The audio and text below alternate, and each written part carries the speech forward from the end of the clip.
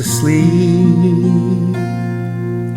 Welcome to Fast Asleep.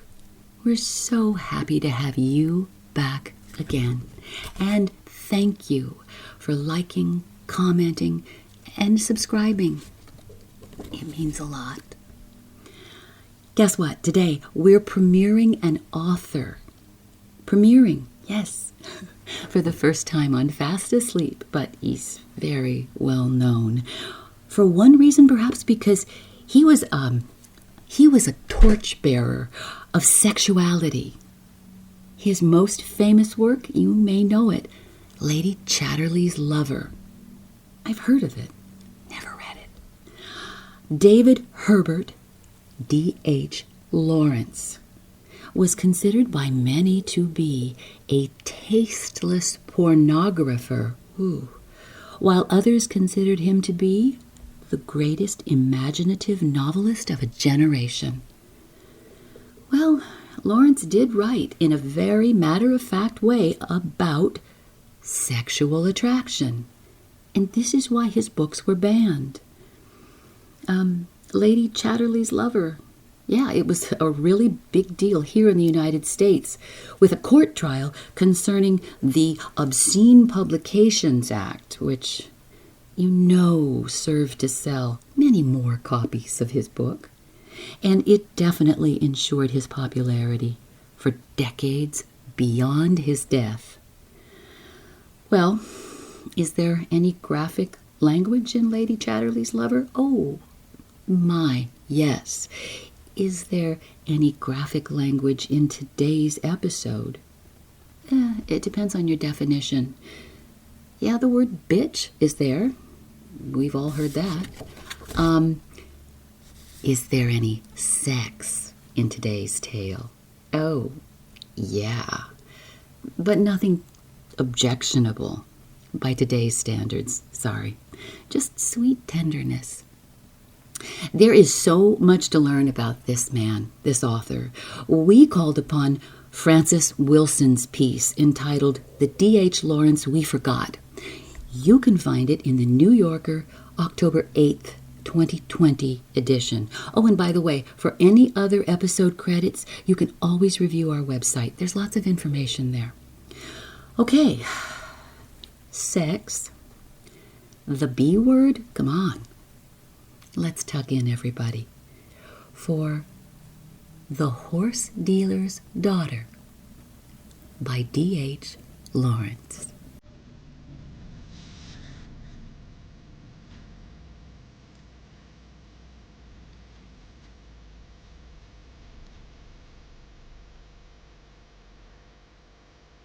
Well, Mabel, and what are you going to do with yourself?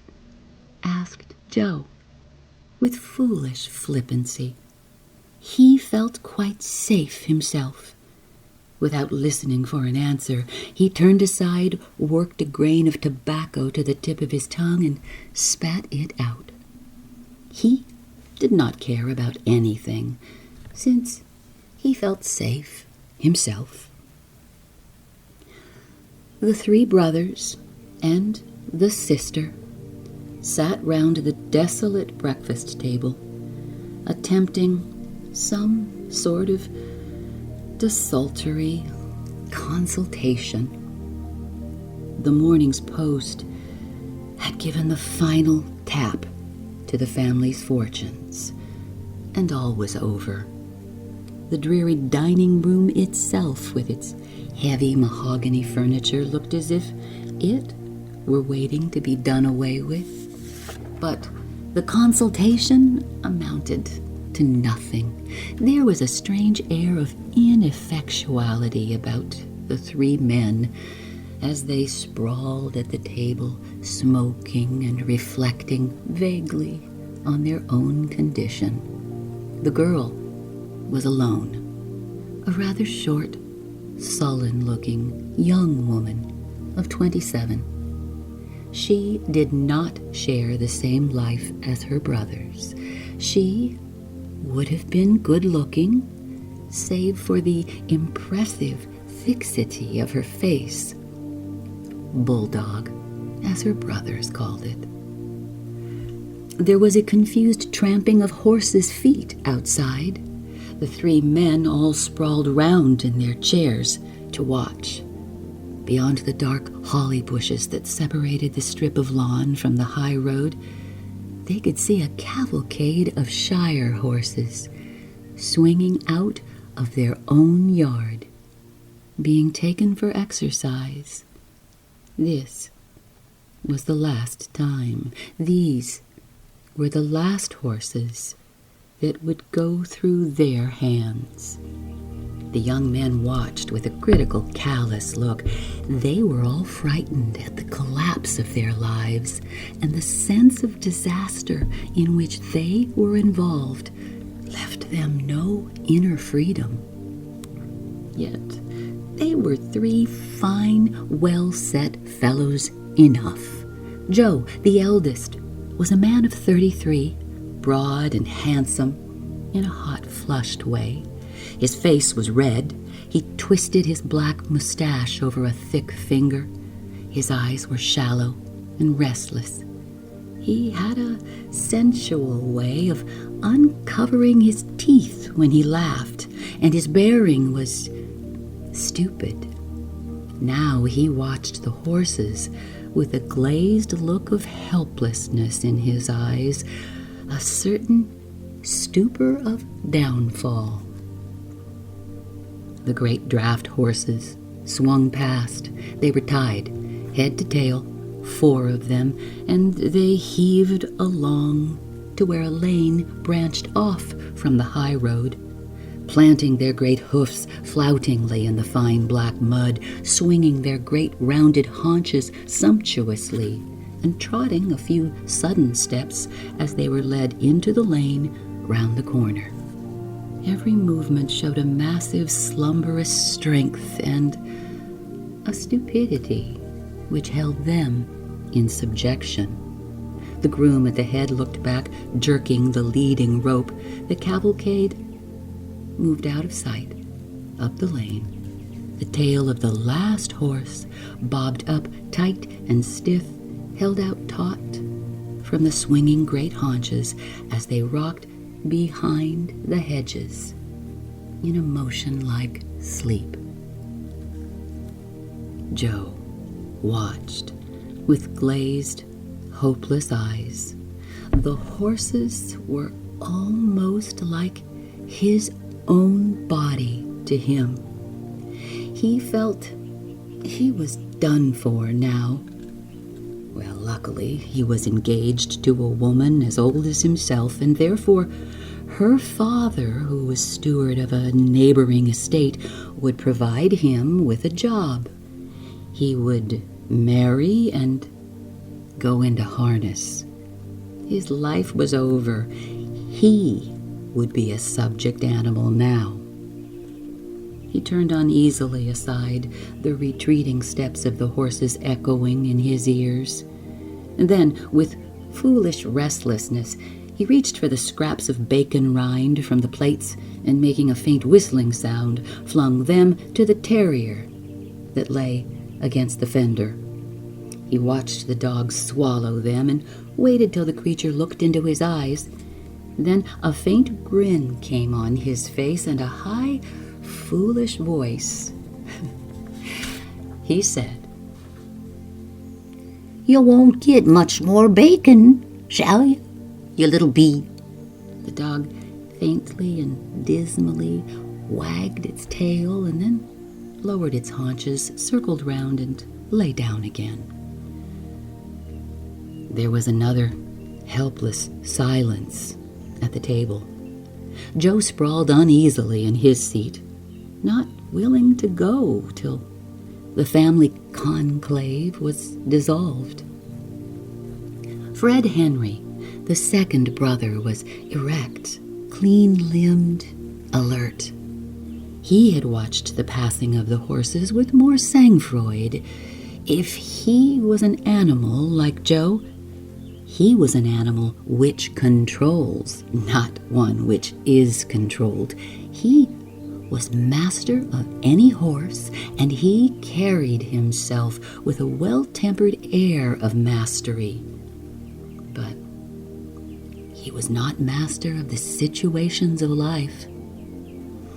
He pushed his coarse brown mustache upwards off his lip and glanced irritably at his sister, who sat impassive and inscrutable. "You'll go and stop with Lucy for a bit, shan't you?" he asked. The girl did not answer. "I don't see what else you can do," persisted Fred Henry. "Go as a skivvy, servant," Joe interpolated laconically. The girl did not move. "Now, if I was her, I should go in for training for a nurse," said Malcolm, the youngest of them all. He was the baby of the family, a young man of 22, with a fresh, jaunty Musso face. But Mabel did not take any notice of him. They had talked at her and round her for so many years that she hardly heard them at all. The marble clock on the mantelpiece softly chimed the half-hour. The dog rose uneasily from the hearth rug and looked at the party at the breakfast table, but still they sat in an ineffectual conclave. "Oh, all right," said Joe, suddenly, apropos of nothing. "I'll get a move on." He pushed back his chair, straddled his knees with a downward jerk to get them free in a horsey fashion, and went to the fire. Still, he did not go out of the room. He was curious to know what the others would do or say. He began to charge his pipe, looking down at the dog, and saying in a high, affected voice, "Going with me, are ye, Ter? They're going further than counts on just now, dost hear?" The dog faintly wagged his tail. The man stuck out his jaw and covered his pipe with his hands and puffed intently, losing himself in the tobacco, looking down all the while at the dog with an absent brown eye. The dog looked up at him in mournful distrust. Joe stood with his knees stuck out in real horsey fashion. "Have you a letter from Lucy?" Fred Henry asked of his sister. "Last week," came the neutral reply. "And what does she say?" There was no answer. "Does she ask you to go and stop there?" persisted Fred Henry. "She says I can if I like." "Well, then, you'd better. Tell her you'll come on Monday." This was received in silence. "That's what you'll do then, is it?" said Fred, in some exasperation. But she made no answer. There was a silence of futility and irritation in the room. Malcolm grinned fatuously. "You'll have to make up your mind between now and next Wednesday," said Joe loudly, "or else you'll find your lodgings on the curbstone." The face of the young woman darkened, but she sat on, immutable. "Oh, here's Jack Ferguson," exclaimed Malcolm, who was looking aimlessly out of the window. "Where?" exclaimed Joe, loudly. "Well, just gone past." "Coming in?" Malcolm craned his neck to see the gate. "Yes," he said. There was a silence. Mabel sat on, like one condemned, at the head of the table. Then a whistle was heard from the kitchen. The dog got up and barked sharply. Joe opened the door and shouted, "Come on!" After a moment, a young man entered. He was muffled up in overcoat and a purple woolen scarf, and his tweed cap, which he did not remove, was pulled down on his head. He was of medium height. His face was rather long and pale. His eyes looked tired. "Oh, hello, Jack." "Well, Jack," exclaimed Malcolm and Joe. Fred Henry merely said, "Jack," What's doing? Asked the newcomer, evidently addressing Fred Henry. Same. We've got to be out by Wednesday. You got a cold? Oh, I have. I got it bad, too. Well, why don't you stop in? Stop in.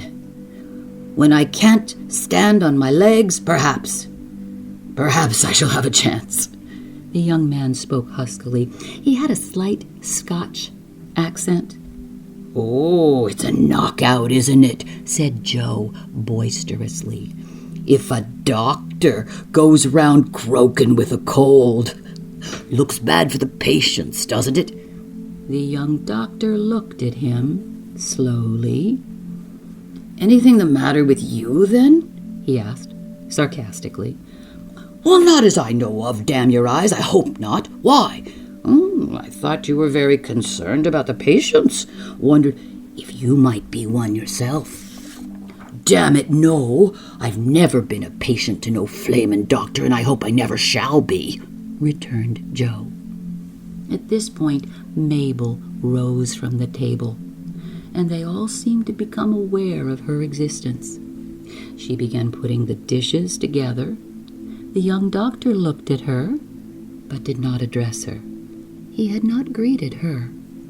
She went out of the room with the tray, her face impassive and unchanged. Well, when are you off then, all of you? Asked the doctor. I'm catching the 11:40, replied Malcolm. Are you going down with the trap, Joe? Yes, I've told you I'm going down with the trap, haven't I? Well, we'd better be getting her in then. So long, Jack, if I don't see you before I go, said Malcolm, shaking hands.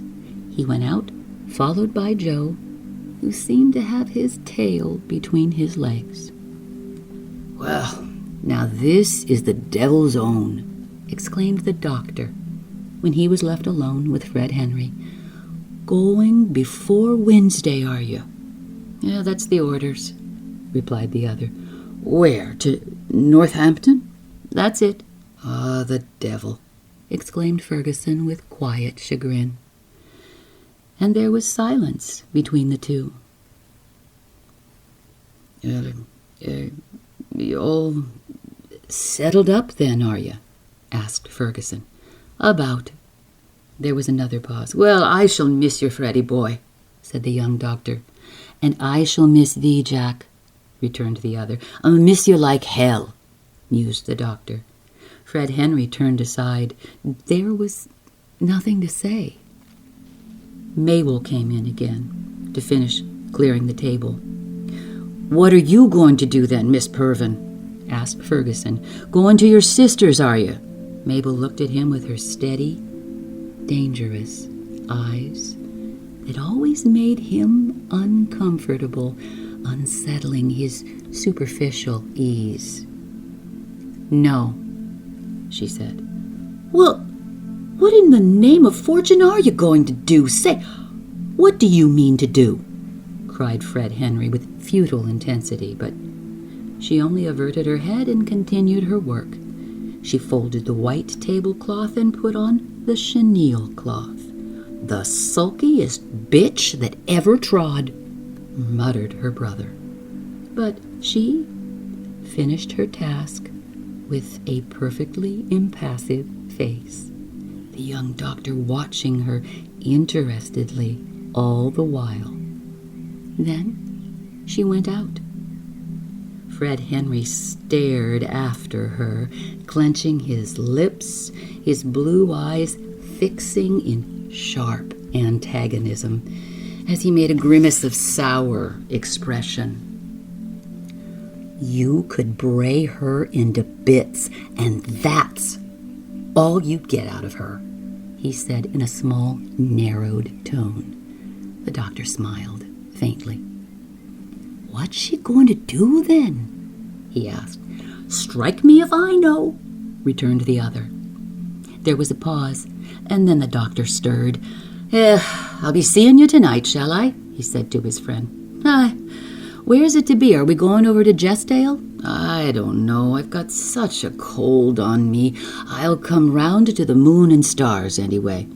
Let Lizzie and May miss their night for once, eh? That's it. If I feel as I do now, all's one. The two young men went through the passage and down to the back door together. The house was large, but it was servantless now and desolate. At the back was a small brick house yard, and beyond that a big square, graveled, fine and red, and having stables on two sides. Sloping, dank, winter-dark fields stretched away on the open sides. But the stables were empty. Joseph Purvin, the father of the family, had been a man of no education who had become a fairly large horse dealer. The stables had been full of horses. There was a great turmoil and come and go of horses and of dealers and grooms. Then the kitchen was full of servants, but of late had declined. The old man had married a second time to retrieve his fortunes. Now he was dead, and everything was gone to the dogs. There was nothing but debt and threatening.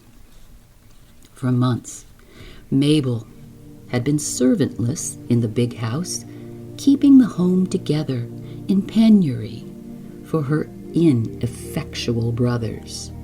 She had kept house for 10 years, but previously it was with unstinted means.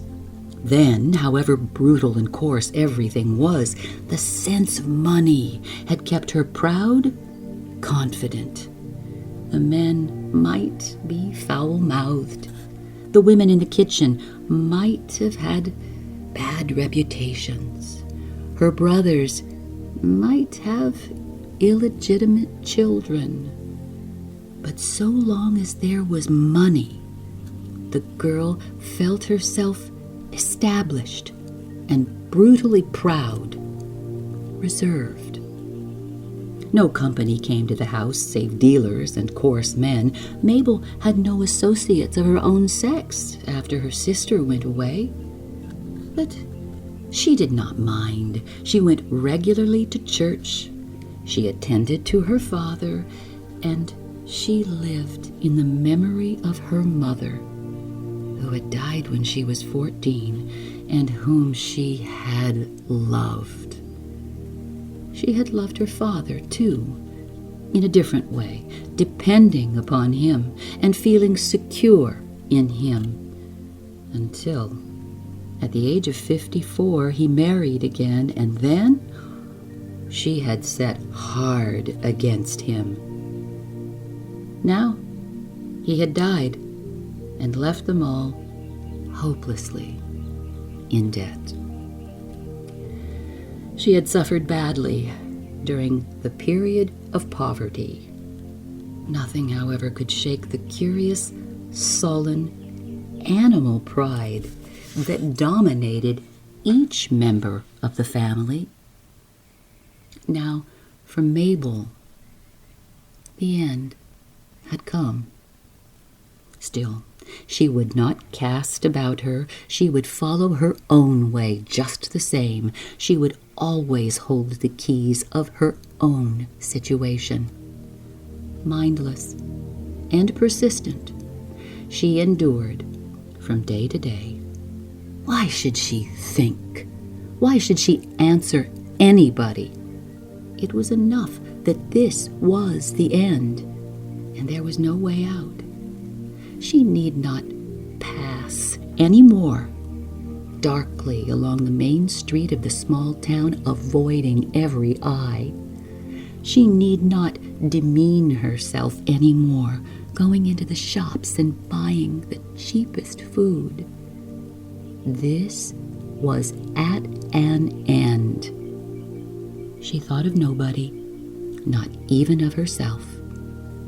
Mindless and persistent, she seemed in a sort of ecstasy to becoming nearer to her fulfillment, her own glorification, approaching her dead mother, who was glorified.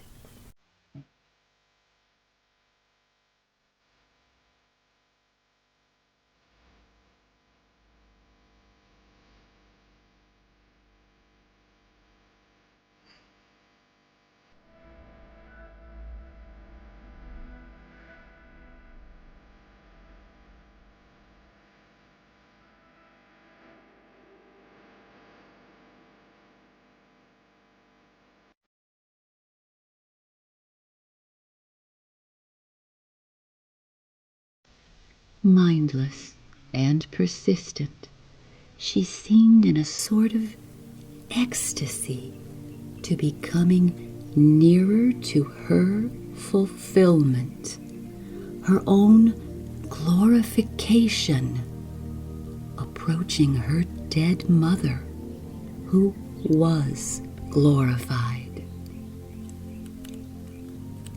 In the afternoon, she took a little bag with shears and sponge and a small scrubbing brush and went out.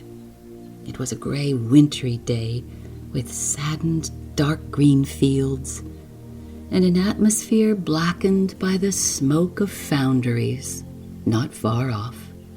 She went quickly, darkly, along the causeway, heeding nobody, through the town to the churchyard. There, she always felt secure, as if no one could see her, although, as a matter of fact, she was exposed to the stare of everyone who passed along under the churchyard wall. Nevertheless, once under the shadow of the great looming church, among the graves, she felt immune from the world, reserved within the thick churchyard wall as in another country.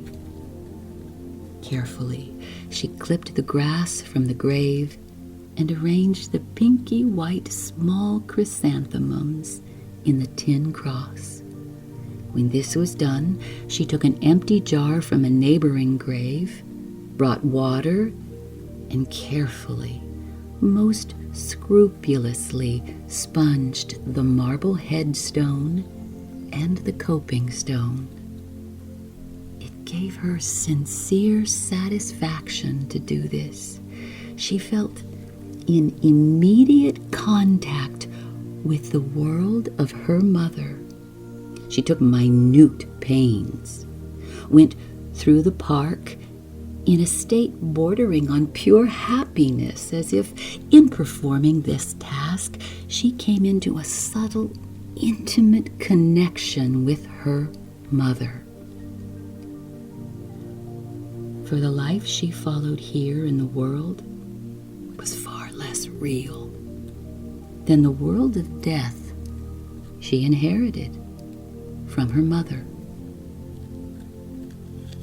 The doctor's house was just by the church. Ferguson, being a mere hired assistant, was slave to the countryside. As he hurried now to attend to the outpatients in the surgery, glancing across the graveyard with his quick eye, he saw the girl at her task at the grave. She seemed so intent and remote. It was like looking into another world. Some mystical element was touched in him. He slowed down as he walked, watching her as if spellbound. She lifted her eyes, feeling him looking. Their eyes met, and each looked away again at once, each feeling in some way found out by the other. He lifted his cap and passed on down the road.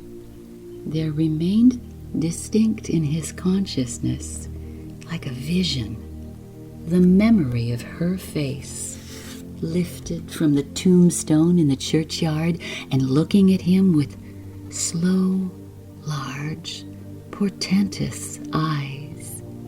It was portentous, her face.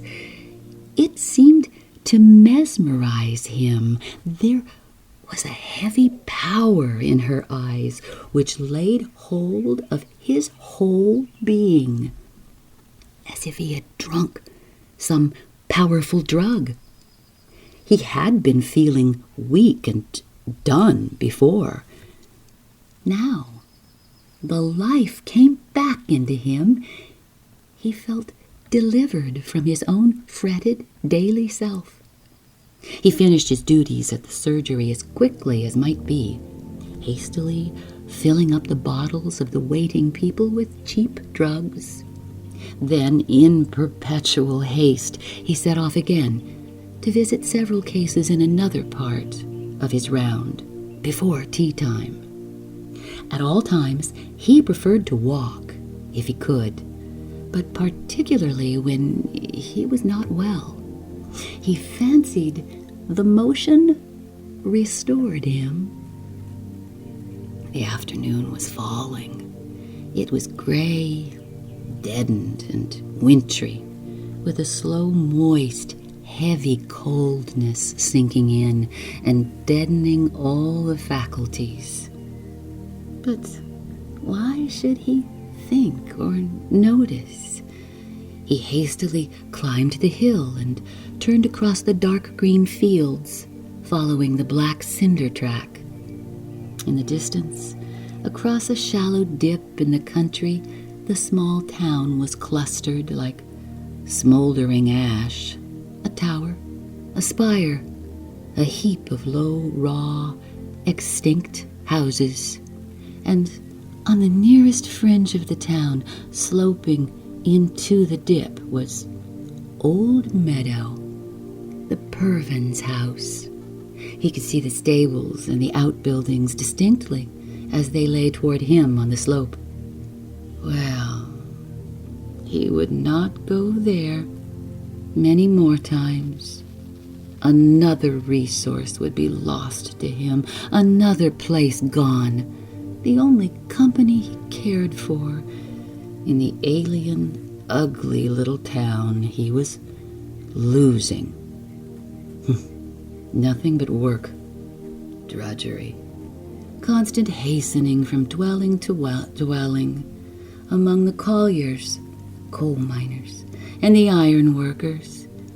It wore him out, but at the same time, he had a craving for it.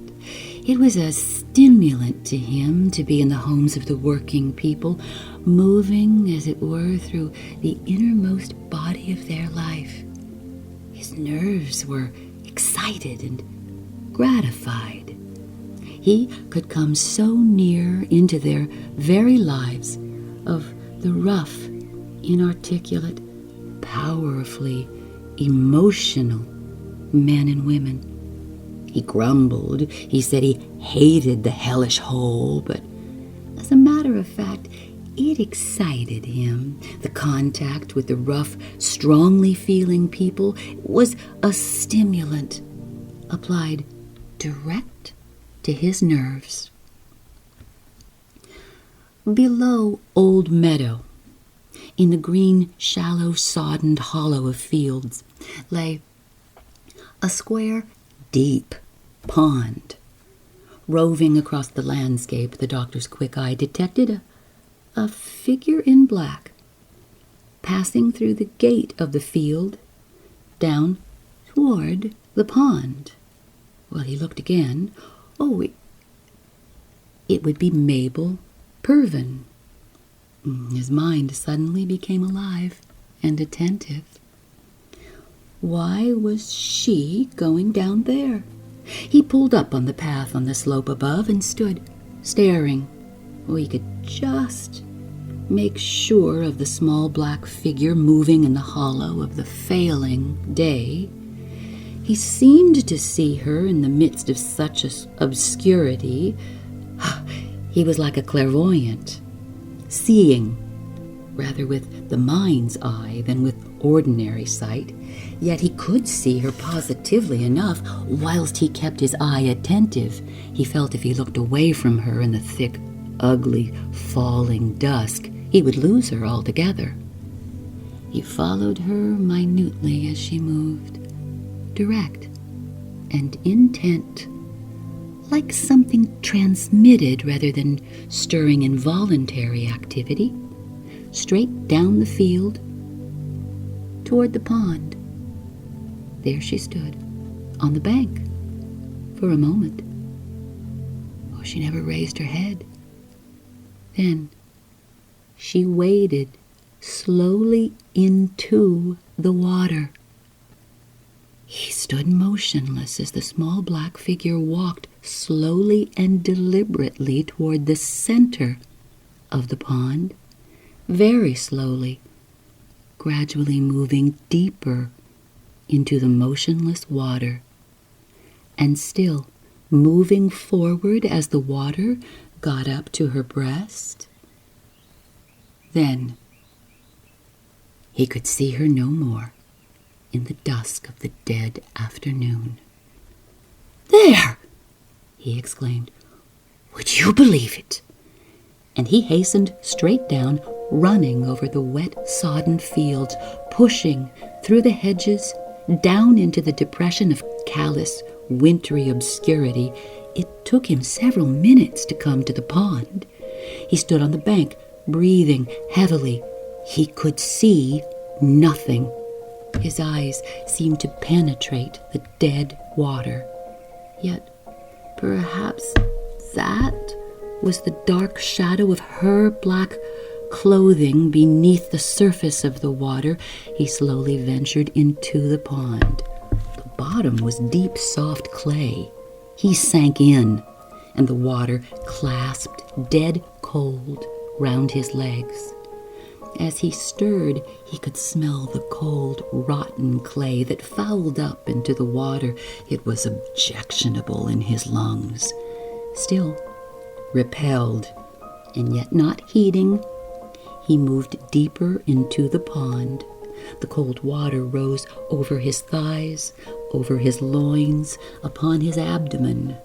The lower part of his body was all sunk in the hideous cold element, and the bottom was so deeply soft and uncertain, he was afraid of pitching with his mouth underneath. He could not swim, and was afraid. He crouched a little, spreading his hands under the water and moving them round, trying to feel for her. The dead cold pond swayed upon his chest. He moved again a little deeper, and again with his hands underneath he felt around under the water, and he touched her clothing. But it evaded his fingers. He made a desperate effort to grasp it, and so doing, he lost his balance and went under, horribly suffocating in the foul, earthy water, struggling madly for a few moments. At last, after what seemed an eternity, he got his footing, rose again into the air, and looked around. He gasped and knew he was in the world, and then he looked at the water. She had risen near him. He grasped her clothing and, drawing her nearer, turned to take his way to land again. He went very slowly, carefully, absorbed in the slow progress. He rose higher, climbing out of the pond. The water was now only about his legs, and he was thankful, full of relief to be out of the clutches of the pond. He lifted her and staggered onto the bank, out of the horror of wet, gray clay. He laid her down on the bank. She was quite unconscious and running with water. He made the water come from her mouth. He worked to restore her. He did not have to work very long before he could feel the breathing begin again in her. She was breathing naturally. he worked a little longer, he could feel her live beneath his hands. She was coming back. He wiped her face, wrapped her in his overcoat, looked round into the dim, dark, gray world, then lifted her and staggered down the bank and across the fields. It seemed an unthinkably long way, and his burden so heavy he felt he would never get to the house. But at last he was in the stable yard and then in the house yard. He opened the door and went into the house. In the kitchen, he laid her down on the hearth rug and called. The house was empty, but the fire was burning in the grate. Then again, he kneeled to attend to her. She was breathing regularly. Her eyes were wide open and as if conscious, but there seemed something missing in her look. She was conscious in herself, but unconscious of her surroundings. He ran upstairs, took blankets from a bed, and then put them before the fire to warm. Then he removed her saturated, earthy-smelling clothing, rubbed her dry with a towel, and wrapped her naked in the blankets. Then he went into the dining room to look for spirits.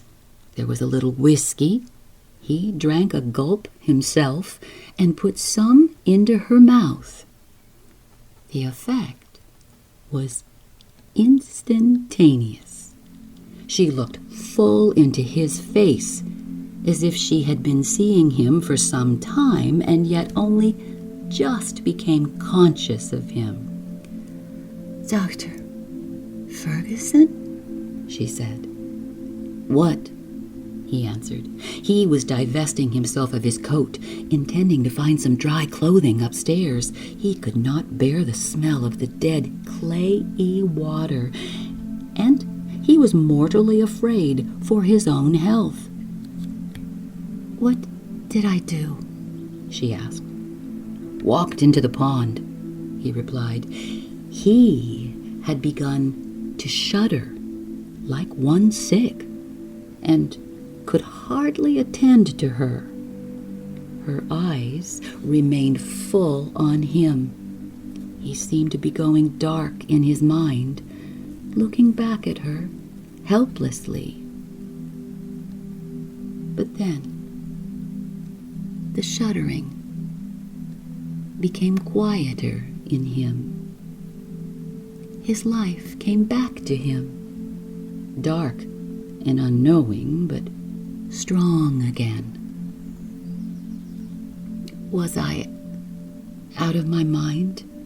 she asked, while her eyes were fixed on him all the time. "Maybe for the moment," he replied. He felt quiet, because his strength had come back. The strange, fretful strain had left him. "Am I out of my mind now?" she asked. "Are you?" He reflected a moment. "No," he answered truthfully. "I don't see that you are." He turned his face aside. He was afraid now, because he felt dazed and felt dimly that her power was stronger than his in this issue. And she continued to look at him fixedly all the time. Can you tell me where I shall find some dry things to put on?" he asked. "Did you dive into the pond for me?" she asked. "No," he answered. "I walked in, but I went in over my head as well."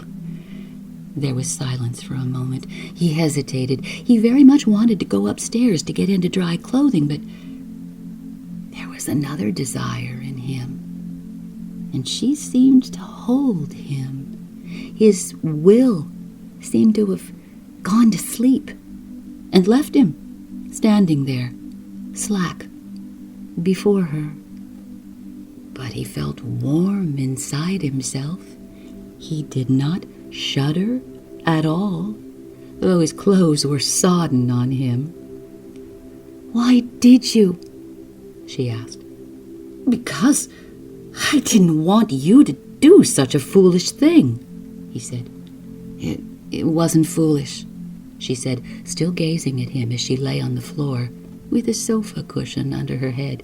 "It was the right thing to do. I knew best. Then, well, I'll go and shift these wet things," he said, but still, he had not the power to move out of her presence until she sent him.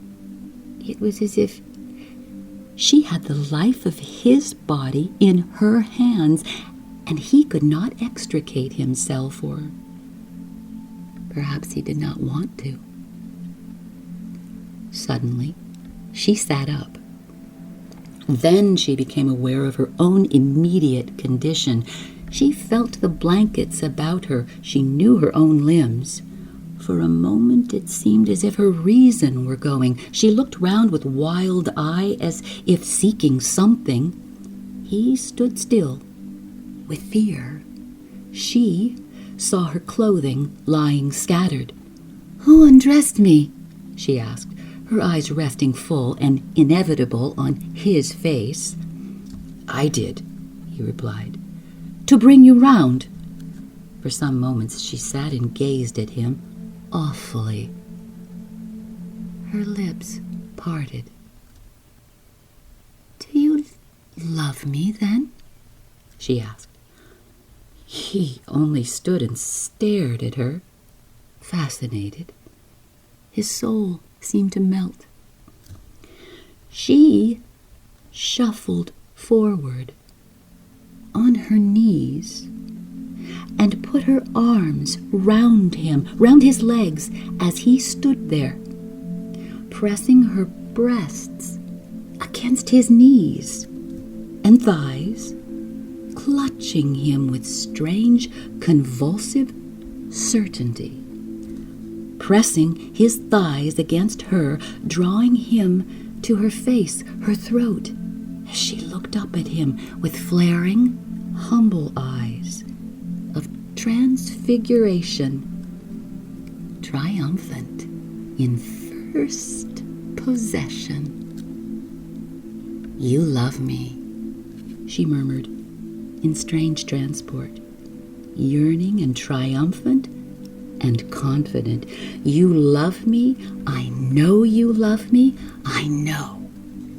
And she was passionately kissing his knees through the wet clothing, passionately and indiscriminately kissing his knees, his legs, as if unaware of everything.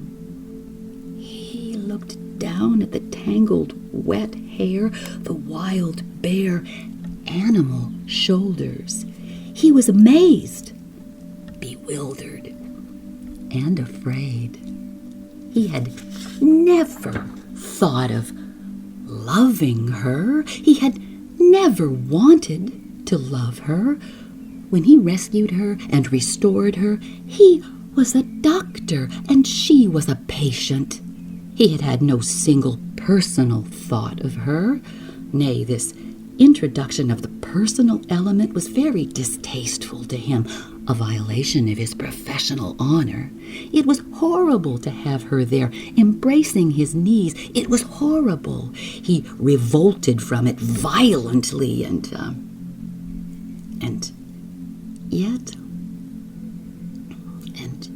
yet, he had not the power to break away.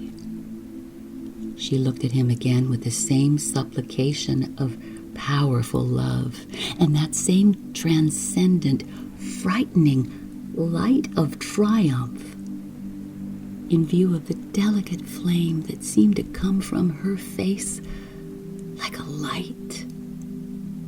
He was powerless, And yet he had never intended to love her. He had never intended, and something stubborn in him could not give way. "You love me," she repeated in a murmur of deep, rhapsodic assurance. "You love me." Her hands were drawing him down to her. Oh, he was afraid, even a little horrified, for he had really no intention of loving her, yet her hands were drawing him toward her. He put out his hand quickly to steady himself and grasped her bare shoulder. A flame seemed to burn the hand that grasped her soft shoulder. He had no intention of loving her. His whole will was against his yielding. It was horrible. And yet wonderful was the touch of her shoulders. Beautiful, the shining of her face. Was she perhaps mad? He had a horrible horror of yielding to her. Oh, yet something in him ached also. He had been staring away at the door, away from her, but his hand remained on her shoulder. She had gone suddenly very still. He looked down at her. Her eyes were now wide with fear, with doubt. Oh, the light was dying from her face. A shadow of terrible grayness was returning. He could not bear the touch of her eyes' question upon him, and the look of death behind the question. With an inward groan,